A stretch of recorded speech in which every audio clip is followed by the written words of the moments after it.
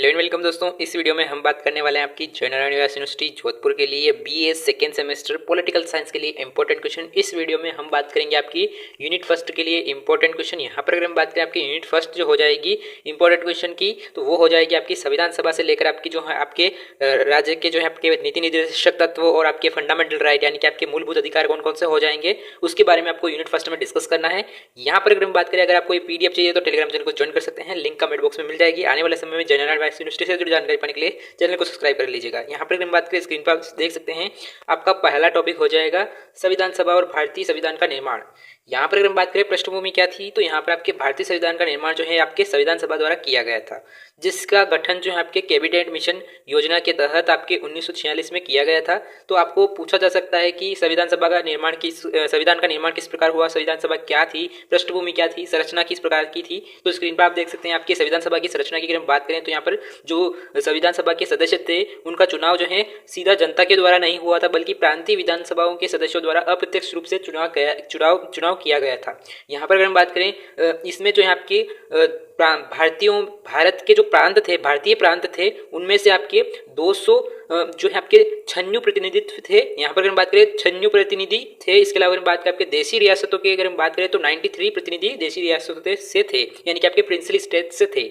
यहाँ पर अगर हम बात करें सभा में समाज के सभी वर्ग, हिंदू, मुस्लिम, सिख, पारसी, एंग्लो इंडियन, भारतीय ईसाई और जो आपके एसटी एससी के जो व्यक्ति थे, सभी का प्रतिनिधित्व यहाँ पर आपका इस संविधान सभा में था। इसके अलावा अगर हम बात करें आपके कार्यप्रणाली की, तो आपके संविधान सभा की कार्यप्रणाली किस प्रकार से हो जाएगी, तो इस पर प्रश्न पूछा जा सकता है। तो स्क्रीन पर आप देख सकते हैं इसकी पहली बैठक 9 दिसंबर 1946 को हुई थी, जिसके अस्थायी सदस्य चुने गए थे सचिदानंद सिन्हा। यहाँ पर अगर हम बात करें आपके 11 दिसंबर 1946 को डॉक्टर राजेंद्र प्रसाद को स्थायी अध्यक्ष चुना जाता है। यहाँ पर अगर हम बात करें, स्क्रीन पर आप देख सकते हैं उपाध्यक्ष की अगर हम बात करें तो आपके एच.सी. मुखर्जी जो है आपके उपाध्यक्ष बनते हैं। इसके अलावा हम बात करें आपके 13 दिसंबर 1946 को जवाहरलाल नेहरू ने ऐतिहासिक उद्घोषणा की थी, आपके ऑब्जेक्टिव रिजोल्यूशन पेश किया था, जिसमें संविधान के मूल अधिकारों और दर्शन की रूपरेखा तैयार की थी। यही प्रस्तावना आगे चलकर जो है आपके संविधान की प्रस्तावना का आधार बनी थी। यहाँ पर अगर हम बात करें प्रमुख समितियां कौन कौन सी हो जाएंगी आपके संविधान सभा के लिए, तो यहाँ पर आपके प्रारूप समिति इंपॉर्टेंट हो जाती है संविधान में निर्माण में। तो संविधान निर्माण में आपके प्रारूप समिति जो है इंपॉर्टेंट हो जाती है। बाकी और भी समितियां थी, लेकिन आपके जो प्रारूप समिति इंपॉर्टेंट हो जाती है। यहाँ पर इसके अध्यक्ष कौन थे, तो बी आर अम्बेडकर इसके अध्यक्ष थे। इसके अलावा अगर हम बात करें आपके इसके निर्माण किस प्रकार हुआ था, अपना संविधान का निर्माण किस प्रकार हुआ, तो यहाँ पर अगर हम बात करें जो आपके कितना टाइम लगा था, तो 2 वर्ष 11 महीने और 18 दिन में आपका संविधान बनकर तैयार हुआ था। नेक्स्ट अगर हम बात करें आपके यहाँ पर, तो यहाँ पर आपके 11 सत्र आयोजित हुए थे, 11 बार आपकी बैठक हुई थी संविधान निर्माण के लिए। इसके अलावा अगर हम बात करें आपके संविधान के मसौदे पर जो है गहन चर्चा हुए और लगभग आपके 7635 संशोधन पर विचार किया गया था। इसके अलावा हम बात करें आपके संविधान की स्वीकृति यानी कि आपके जो है आपके अप्रूवल मिला था आपका 26 नवंबर 1949 को आपके संविधान का अप्रूवल मिल गया था। इसके अलावा हम बात करें आपके यहाँ पर स्क्रीन पर आप देख सकते हैं, यहाँ पर अगर हम बात करें संविधान सभा से संबंधित कौन कौन से प्रश्न पूछे जा सकते हैं, तो आप यहाँ पर देख सकते हैं संविधान सभा की संरचना और कार्यप्रणाली का वर्णन कीजिए। भारतीय प्रश्न आपका हो जाएगा भारतीय संविधान के निर्माण में प्रारूप समिति की भूमिका, विशेषकर आपके बी आर अम्बेडकर के योगदान का मूल्यांकन कीजिए। इसके अलावा अगर बात करें आपके उद्देश्य का प्रस्ताव क्या था और भारतीय संविधान में इसका क्या महत्व है, इसके बारे में आपको प्रश्न पूछा जा सकता है। प्रस्तावना की अगर हम बात करें तो आपको प्रस्तावना से प्रश्न पूछे जा सकते हैं, प्रियम्बल पर प्रश्न पूछे जा सकते हैं। तो स्क्रीन पर आप देख सकते हैं प्रस्तावना संविधान का परिचय या सार है। इसका मुख्य उद्देश्य जो है आपके दर्शन, आदर्श और आपके अन्य सूत्रों को बताता है कि संविधान का क्या उद्देश्य है, दर्शन क्या है संविधान का, आदर्श क्या है संविधान का। इसके अलावा हम बात करें आपके संविधान के प्रमुख तत्व कौन कौन से हो जाएंगे, तो यहाँ पर स्क्रीन पर आप देख सकते हैं जो संविधान की शक्ति का सूत्र क्या है, तो शक्ति का सूत्र है भारत के लोग। इसके अलावा हम बात करें संविधान की प्रकृति क्या है, भारत की प्रकृति क्या है, तो यहाँ पर हम बात करें भारत जो है संप्रभु समाजवादी पंथ निरपेक्ष लोकतांत्रिक गणराज्य की घोषणा करता है आपकी प्रस्तावना। तो यहाँ पर आपकी प्रस्तावना ये बताती है कि भारत की प्रकृति क्या होगी। यहाँ पर आपका संप्रभु समाजवादी पंथ निरपेक्ष लोकतांत्रिक गणराज्य बनाती है प्रस्तावना भारत को।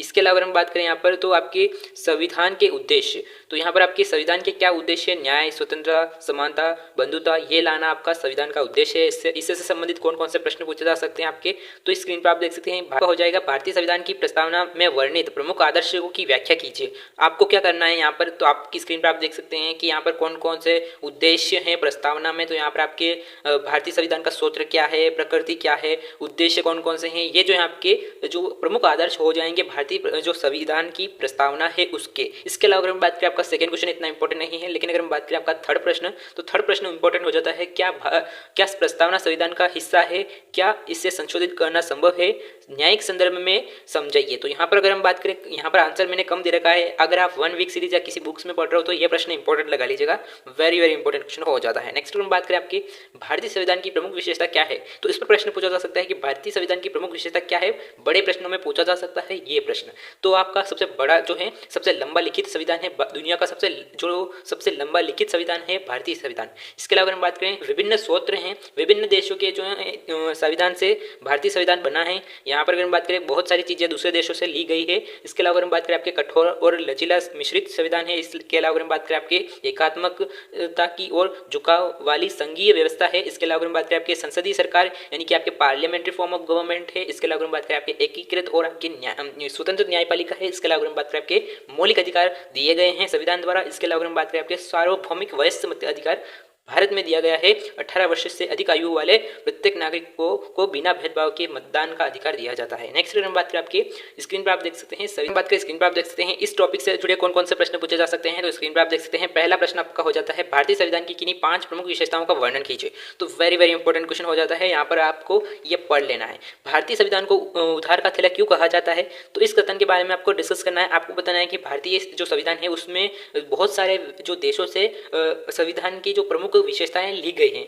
जैसे कि अगर हम बात करें यहाँ पर, तो आप स्क्रीन पर आप देख सकते हैं ब्रिटेन से हमने संसदीय प्रणाली ली है, अमेरिका से हमने मौलिक अधिकार प्रस्तावना, और इसके अलावा अगर हम बात करें न्यायिक समीक्षा ली है। इसके अलावा अगर हम बात करें आपके आयरलैंड से जो है आपके राज्य के नीति निर्देशक तत्व लिए हैं। इसके अलावा अगर हम बात करें आपके जो आपके कनाडा से जो है मजबूत केंद्र के साथ संघीय व्यवस्था ली है। तो यहाँ पर आपको बहुत सारे जो सूत्र हैं वो बाहरी देशों से लिए गए हैं। तो ये आपके उधार का थैला इसलिए कहा जाता है भारतीय संविधान को। इसके अलावा अगर हम बात करें आपके भारतीय संविधान की रूप में संघीय है या फिर लेकिन आत्मा में जो है आपके एकात्मक है, यानी कि अगर हम बात करें भारतीय संविधान जो है रूप में तो एक संघीय व्यवस्था लगती है लेकिन आपके एकात्मक शासन व्यवस्था है। इस कथन को स्पष्ट करना है, तो इतना इंपॉर्टेंट नहीं है।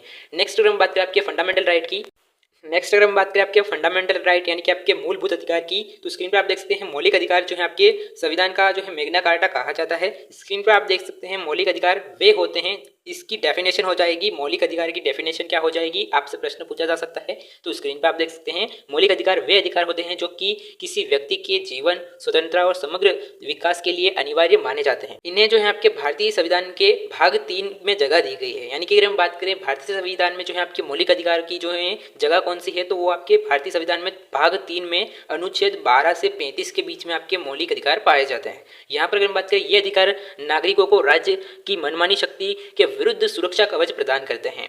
न्यायिक जो आपके जस्टिएबल यानी कि आपके ये न्यायोचित है, यानी कि अगर हम बात करें ये जो है आपके इनके हनन होने पर, इनके उल्लंघन होने पर व्यक्ति सीधे न्यायालय जा सकता है, सर्वोच्च न्यायालय जा सकता है और अपने जो अनुच्छेद 32 के तहत आपके वापस आपको मौलिक अधिकार दिए जाते हैं। इसलिए अगर हम बात करें यहाँ पर, तो ये जो है इसलिए भाग 3 को भारत का मैग्ना कार्टा भी कहा जाता है। तो ये जो है आपके मौलिक अधिकार की डेफिनेशन हो जाएगी, तो इसको जरूर पढ़ लीजिएगा। इसके अलावा अगर हम बात करें आपके मौलिक अधिकारों की प्रमुख विशेषता क्या हो जाएगी, तो स्क्रीन पर आप देख सकते हैं विशेषता क्या क्या हो जाएगी। तो न्यायोचित है, यानी कि अगर हम बात करें ये न्यायालय द्वारा एनफोर्सनेबल है, यानी कि आपके प्रवर्तनीय है। इसकी विशेषता आपकी हो जाएगी मूल अधिकारों में। तो यहाँ पर अगर हम बात करें स्क्रीन पर आप देख सकते हैं सीमित अधिकार नहीं है, असीमित अधिकार नहीं है। स्क्रीन पर आप देख सकते हैं ये अधिकार असीमित नहीं है, राज्य पर इन पर जो है आपके सार्वजनिक, नैतिक, स्वास्थ्य, राष्ट्र की सुरक्षा जैसे अधिकारों पर उपयुक्त प्रतिबंध लगाया जा सकता है राज्य द्वारा।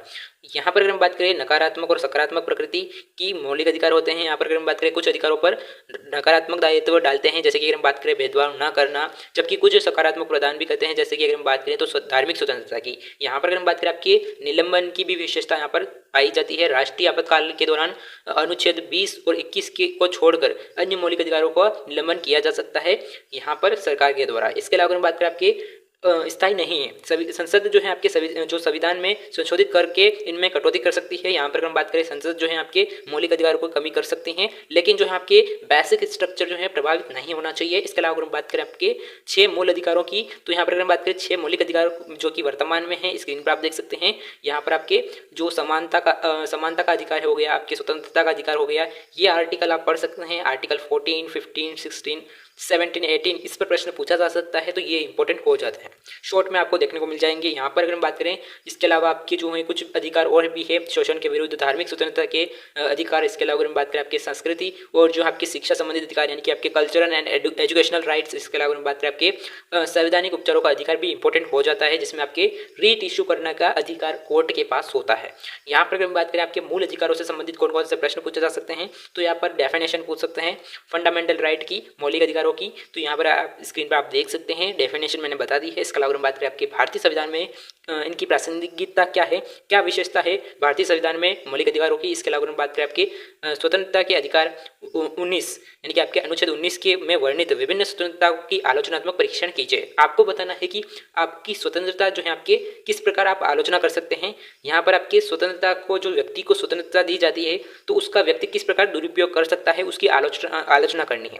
यहाँ तीसरा प्रश्न, तो तीसरा प्रश्न इतना इंपॉर्टेंट नहीं है। नेक्स्ट अगर हम बात करें, आपका नेक्स्ट प्रश्न हो जाएगा, यहाँ पर अगर हम बात करें, स्क्रीन पर आप देख सकते हैं, संवैधानिक उपचारों के अधिकार 32 को, यानी कि आपके अनुच्छेद 32 को संविधान का हृदय या आत्मा क्यों कहा जाता है, इस पर प्रश्न पूछा जा सकता है। इसके अलावा अगर हम बात करें, तो यहाँ पर आपकी पांचवा प्रश्न हो जाएगा, मौलिक अधिकारों पर लगाए जाने वाले प्रयुक्त प्रतिबंधों की विवेचना कीजिए। तो ये एक इंपॉर्टेंट प्रश्न बन सकता है। नेक्स्ट अगर हम बात करें, आपके यूनिट फर्स्ट का लास्ट टॉपिक रहने वाला है राज्य के नीति निर्देशक सिद्धांत, यानी कि अगर हम बात करें आपके राज्य के नीति निर्देशक तत्व, directive principle of state policy, तो ये एक इंपॉर्टेंट टॉपिक हो जाता है। यहाँ पर अगर हम बात करें डेफिनेशन क्या हो जाएगी, तो यहाँ पर वीडियो को पॉज करके पढ़ सकते हैं। ये जो है आपकी डेफिनेशन हो जाएगी। आने वाले समय में जेएनयू से जुड़ी जानकारी पाने के लिए चैनल को सब्सक्राइब जरूर कर लीजिएगा, टेलीग्राम चैनल को ज्वाइन कर लीजिएगा वीडियो की नोटिफिकेशन पाने के लिए। इसके अगर हम बात करें आपके डीपीएसपी की क्या विशेषता हो जाएंगी, तो स्क्रीन पर आप देख सकते हैं, ये जो है आपके नॉन जस्टिएबल होते हैं डीपीएसपी। तो यहाँ पर स्क्रीन पर आप देख सकते हैं, यहाँ पर आपके नॉन जस्टिएबल होते हैं, सकारात्मक प्रवृत्ति इनमें होती है। यहाँ पर राज्य के कुछ सकारात्मक कार्य को निर्देशित करते हैं डीपीएसपी। इसके अलावा हम बात करें आपके शासन में मूलभूत, यानी कि अगर हम बात करें, यद्यपि ये कानून जो है बाध्यकारी नहीं है, लेकिन आपके अनुच्छेद जो 37 है वो देश के शासन में मूलभूत है, यानी कि अगर हम बात करें महत्वपूर्ण है। इसके अलावा अगर हम बात करें आपके व्यापक उद्देश्य, इसका उद्देश्य केवल राजनीतिक लोकतंत्र की स्थापना नहीं, बल्कि सामाजिक और आर्थिक न्याय सुनिश्चित करना है, आपके व्यापक उद्देश्य हो जाता है। यहाँ पर अगर हम बात करें, नेक्स्ट जो हो जाएगा आपके नीति निर्देशक तत्वों के वर्गीकरण किस प्रकार से किया, आपके नीति निर्देशक तत्वों की वर्गीकरण की। तो यहाँ पर स्क्रीन पर आप देख सकते हैं, यहाँ पर इनकी प्रकृति के आधार पर आपके नीति निर्देशक तत्वों के आर्टिकल को प्रकृति के आधार पर आपके कुछ भागों में बांटा गया है। तो यहाँ पर स्क्रीन पर आप देख सकते हैं 3 भागों में बांटा गया है। समाजवादी सिद्धांत, इसके अलावा अगर हम बात करें यहाँ पर गांधीवादी सिद्धांत, इसके अलावा अगर हम बात करें आपके उदारवादी सिद्धांत की। तो स्क्रीन पर आप देख सकते हैं, यहाँ पर अगर हम बात करें आपके समाजवादी सिद्धांत की, तो इसमें कुछ अनुच्छेद आते हैं, जैसे कि हम बात करें आपके सामाजिक और आर्थिक समानता को स्थापित करना। इसके अलावा अगर हम बात करें इसमें कौन कौन से अनुच्छेद आ जाएंगे प्रमुख, तो यहाँ पर आपके स्क्रीन पर आप पढ़ सकते हैं।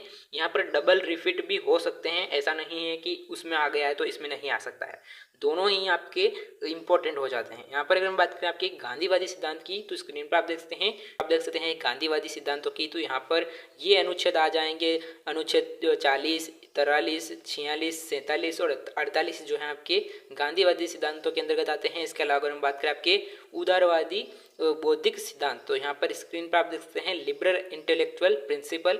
यहाँ पर जो है आपके उदारवादी विचारधाराओं पर आधारित आधुनिक और प्रगतिशील राज्य की स्थापना करने के लिए यहाँ पर अगर हम बात करें कुछ अनुच्छेद दिए गए हैं, अनुच्छेद 44, 45, 48, 49, 50 और 51 जो है आपके लिबरल इंटेलेक्चुअल प्रिंसिपल हो जाएंगे। यहाँ पर अगर हम बात करें आपकी मौलिक अधिकारों और नीति निर्देशक तत्वों के बीच में क्या अंतर है, इस पर प्रकृति पर, उनकी न्याय संगतता पर, उद्देश्य, कानून मान्यता और निलंबन पर प्रश्न पूछा जा सकता है। तो इनमें डिफरेंस क्या हो जाएगा, तो इंपॉर्टेंट प्रश्न बन सकता है। यहाँ पर स्क्रीन पर आप देख सकते हैं आपके डीपीएससी से संबंधित जो है आपके इंपॉर्टेंट क्वेश्चन यहाँ पर स्क्रीन पर आप देख सकते हैं। यहाँ पर आपको प्रश्न पूछे जा सकते हैं, तो ये जो है इंपॉर्टेंट हो जाते हैं। इसके अलावा अगर हम बात करें, अगर आपको ये पीडीएफ चाहिए तो टेलीग्राम चैनल को ज्वाइन जरूर कर लीजिएगा, वहाँ पर आपको ये पीडीएफ देखने को मिल जाएगा।